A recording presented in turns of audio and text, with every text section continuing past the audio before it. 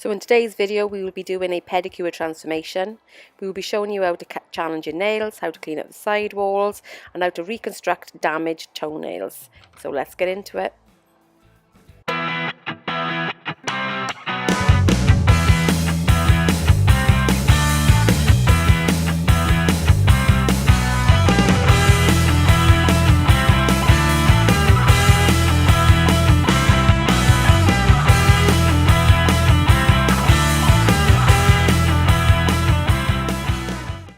Hi everyone, if you're new to my channel, I'm Adele, I'm a salon owner. I'd like to say welcome to our channel where we talk about everything that's beauty here, tutorials, product reviews and most importantly treatments that you can do at home yourself. So let's get into this video. Today we are doing a pedicure. This client has never received a pedicure ever before. So what I'm doing in the beginning is taking off the toenail polish. If from the thumbnail you thought the toes look a bit gross, just to let you know that this client did self-tan the day before. So that's why when I'm doing the pedicure today, I'm not doing the full pedicure, which involves, you know, sort of the foot scrub, because otherwise I'd be scrubbing that tan straight back off. And she has a wedding to go to tomorrow. So today the primary thing is to sort out the toenails, to cut back some toenails which are pretty problematic, and to rebuild the big toe, which grows slightly to the left hand side. When I come to rebuild the toenail, you'll really see it there. It looks like she's taken a chunk out of her toenail, but she hasn't. It's just the way it grows. Similarly with the two toenails that I'm cleaning off just now, the little one and the one next to it, they grow into a kind of peak. So obviously when I come to cut those toenails, I'm gonna have to be really careful, because any toenails that grow into a peak, generally the skin grows up underneath them, so we're gonna have to be really careful as we cut them as we go along. So what I'm doing currently is I'm using a cuticle remover, which is a salon product and it's quite strong, and what it does is it dissolves the dead cuticle on the nail, and you know which is dead because it's the cuticle that actually turns white. So if you're ever sort of wondering, you know, is it alive, is it dead, generally it is white when it's dead. Like I said, I'm using a salon product, which is a salon strength. However, I do believe that Sally Hansen do a cuticle removal gel. I understand that it works quite well, so at least that is something which would be better than nothing that you could use at home. So that is definitely an option if you're looking to do your own pedicures. This cuticle is going to take a while to remove. It's definitely not going to happen on this first treatment. As you can see, I'm scraping underneath the nail also. If you've ever wondered why there is so much build-up underneath your nails, it's because every time you have a bath, every time you have a shower, all those products you put in the bath, the shower gel you use, all those suds actually seep into the side walls of your nails and underneath and cause a bit of a soapy build-up. And that mixes in with all the dead skin and kind of goes a bit mushy. So what you've got to be really careful of is, if you're ever feeling that your toenail feels kind of sore, it may be because you've got some build up underneath it.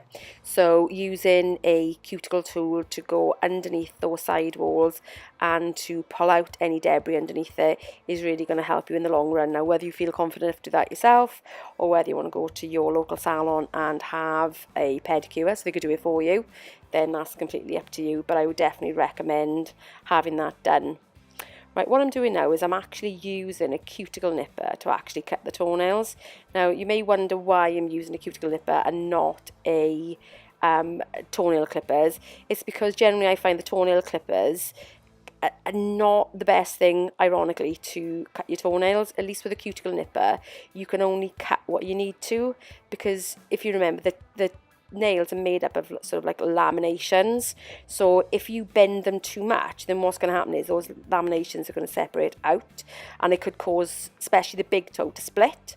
So I find using a cuticle nipper is better than using a toenail clipper, and also if you see when I did the second toe in from the little one, because it goes up in a peak, then you need to take little bits off at a time. Like I said, you don't want to catch that skin that's underneath. So at least that way then you can trim the toenails, trim any remaining cuticle that's still dead and sticking out, to save you sort of going back and forth, swapping over tools, and this will give you the best finish.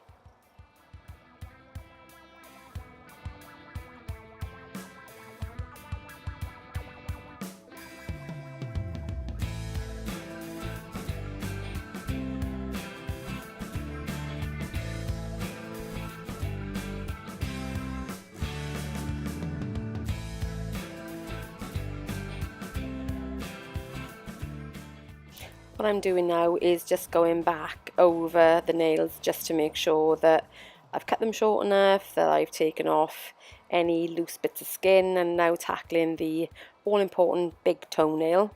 What I'm doing is I'm taking the length out of the toenail now to try and make it as square as possible, so that when I come to put the Reconstruction product onto the nail, that I'm actually only building out what I need to build out. So making that as short as possible is the best thing in this situation. I'm just using a file, which as you can see I've probably cut in half, because they are single-use files, we do throw them away. We're just now taking off any rough edges from the nail, and also if there's any dead skin at the end of the toe, because it's not a particularly rough file, what we do is we use the file to actually take off any little tiny bits of skin. As you can see, I'm going back in with the cuticle nippers, because you can guarantee after you've done a little bit of filing, you've picked up a little bit of skin that wasn't as loose until you filed it. So then you're just going to go over it and nip off those bits so the toenails become as tidy as they possibly can.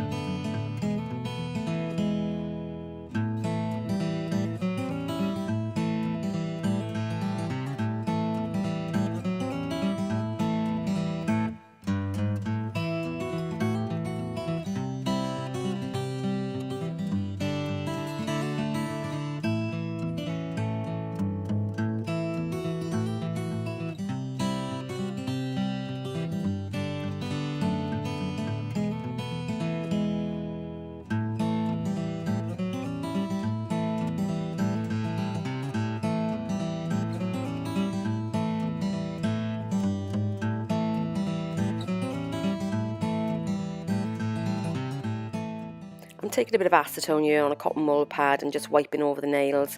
That'll take away any bits of debris, any loose bit of skin, any bits of anything that is still stuck to the nail. And now I'm just filing with a very, very fine grit nail file. I think it's about 100 grit. And what I'm doing is just removing any of the final loose bits of cuticle that are left onto the nail.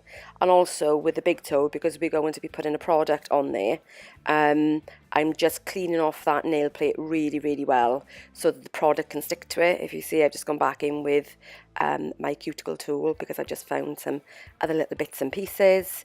So I'm just refining the big toe there, ready for the product, just making sure there's nothing left.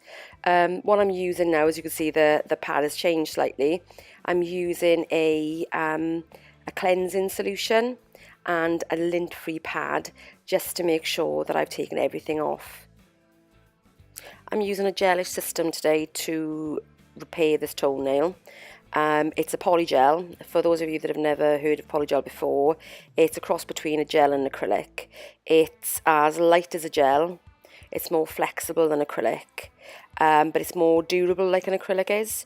So I tend to favour this product whether I'm doing nail extensions or I'm doing toenail repairs or fingernail repairs. It's just a product that I find works really, really well, and my clients really seem to like it. So what I'm doing now is using the product on the nail to rebuild the section that's missing. Like I said before, it looks like she's taking a chunk out of her nail, but she hasn't. It's just the way it grows. So what we're going to do is we're going to pull the product across the nail where it can adhere to the rest of the nail.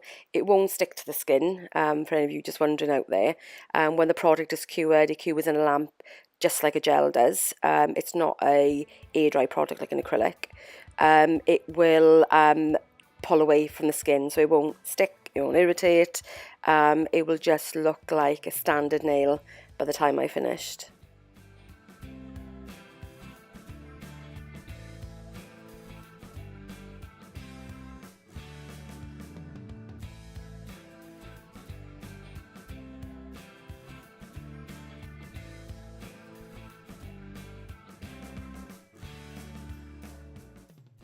For anybody out there that feels that this might be something that is useful for them, maybe your toenails have the same sort of issue as my client does, or there's some other things going on that you think this product could help for, I would definitely check with your local salon. This can also be done with gel or acrylic. It doesn't have to be done with a polygel system, even though it works really well for this purpose.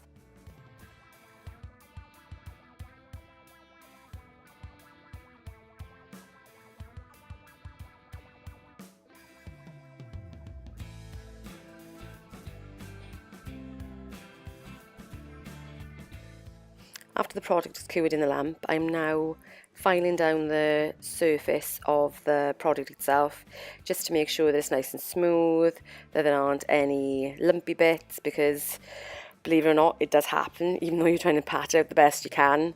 So I'm just making sure that the nail is really, really smooth, that the edges are really, really neat, ready to take the nail polish once I've finished. So as you can see there, I'm just rotating the nail just to make sure that it is smooth, because any bumpy bits tend to reflect in the light, oddly enough. So what I'm taking now is the same gel wipe-off solution.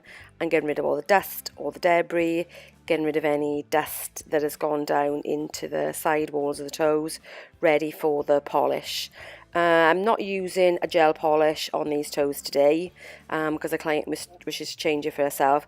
And actually, to be honest with you, I very rarely use gel polish on the toenail unless a client really, really asks for it, or they want to match their fingernails to their toenails and I don't have the corresponding colour in a standard nail polish. So like I said, for you, I'm using just a standard nail system, putting a base coat on. Remember, always put a base coat on because it prevents your nails from being stained. And then I put at least 2 coats of a colour on, depending on how light the polish is, will depend on how many coats it needs. But generally 2 is quite a good way to go. I would always suggest if you're doing this at home, try and get somebody else to paint your toenails for you, because it's easy when you're right there looking at them to make sure they're really neat. When you're trying to do them yourself, unless you're a little bit of a contortionist, then it can be quite challenging, shall we say, just to get them right. So I'm just going to finish off painting the toenails here. The polish I'm using today is a product from Morgan Taylor. And for those of you that don't know, Morgan Taylor also belongs to the Gelish family, or should I say Nail Harmony, which owns them all. So it's a Morgan Taylor colour that I'm using today, and a product that I use as a top coat on all my pedicures because it's as hard as nails, it looks as shiny as a gel, and it's called Séché Vite. What I'll do is I'll put a link to all the products that I've used today down in the description bar below. Obviously with the polygel products, unless you're a qualified beauty therapist, then you're not going to be able to get hold of these products because they're just salon use only. But as far as the polishes are concerned and some of the tools, then you are going to be able to get those yourself. So I will put everything that I can that is accessible to you down in the description bar below. So, question of the day: have you ever had a salon pedicure yourself, or thinking of having one?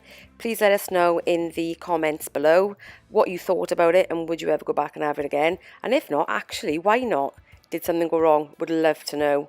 Also, if you have challenging nails that you'd like a bit of advice with, then please comment below also, and I'm really, really happy to help anybody that I can.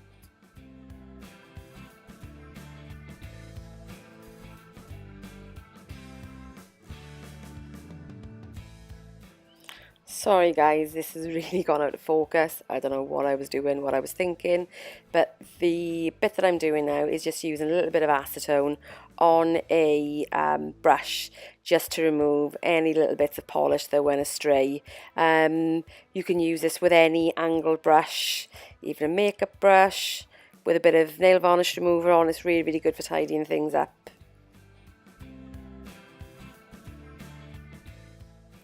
Thanks for watching today's pedicure tutorial. If you like the toenail transformation, please hit the like button and share. Consider subscribing for more salon insider videos. See you next time.